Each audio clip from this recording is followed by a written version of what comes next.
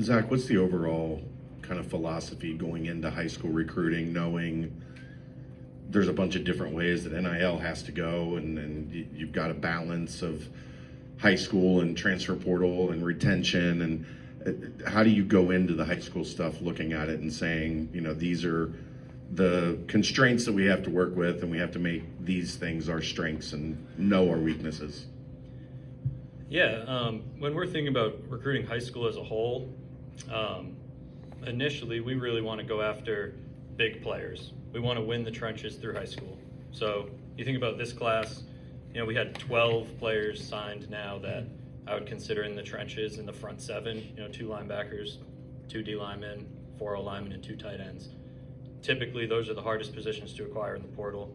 Big people are hard to find in the country. So, and then as terms of strategy, we want to sign big high school classes every year and then retain the ones that we really like as they develop.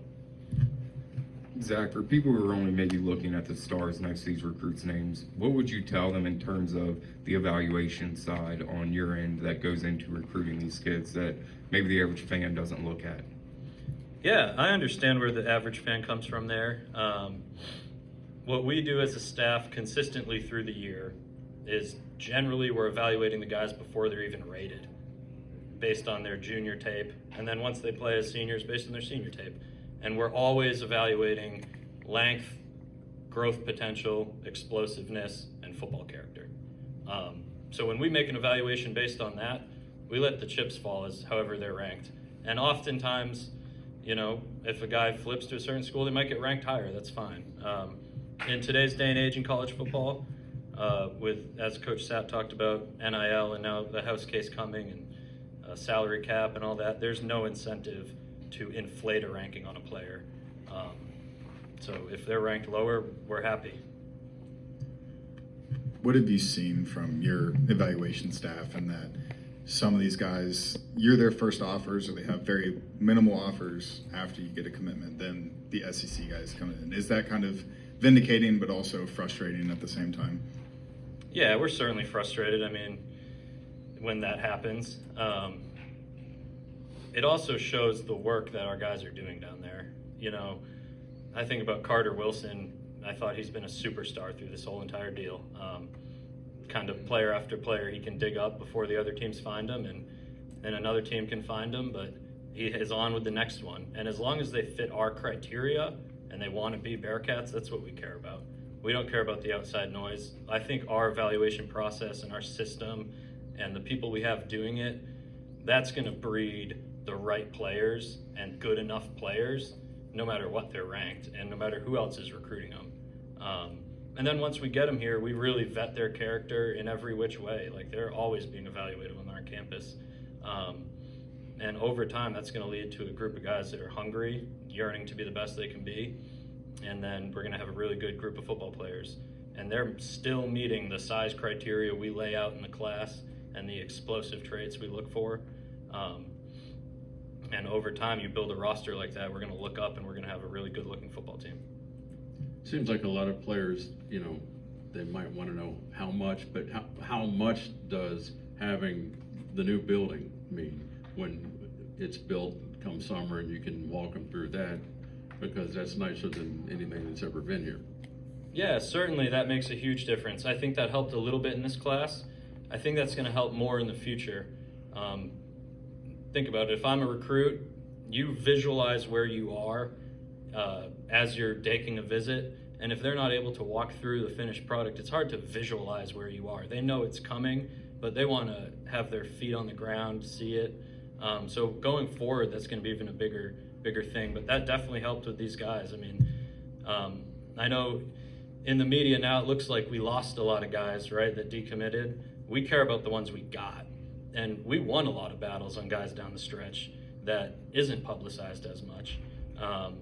And that we're really happy about. So, and like you said, the new facility and the trajectory of the program did play into that, and being in the Big 12 and all the positive things we have going certainly plays into that.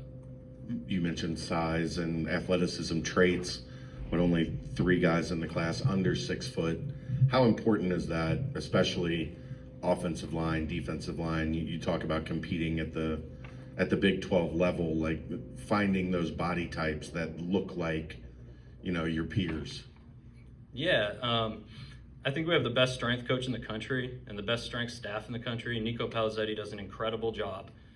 But your strength coach is only good enough to develop someone within their frame and what they can be.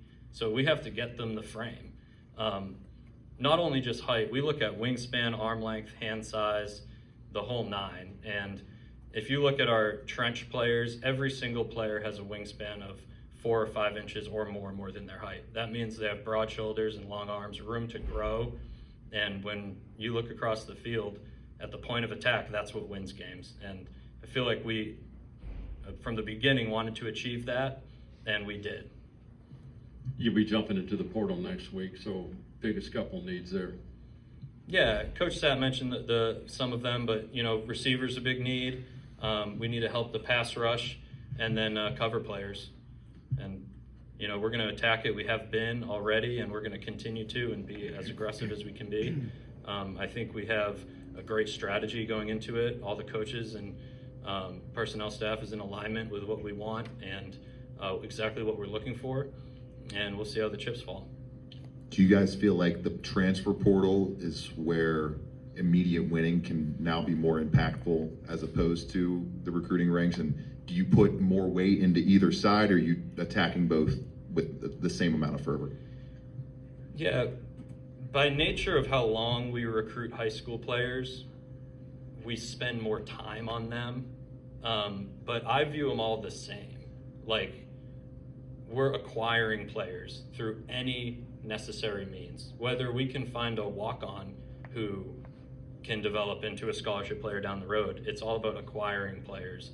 And there's several ways to do it. Obviously, mainly high school and portal. And, we spend more time on high school, but we spend a lot of time evaluating portal guys throughout the whole year to get a sense of what the country looks like. So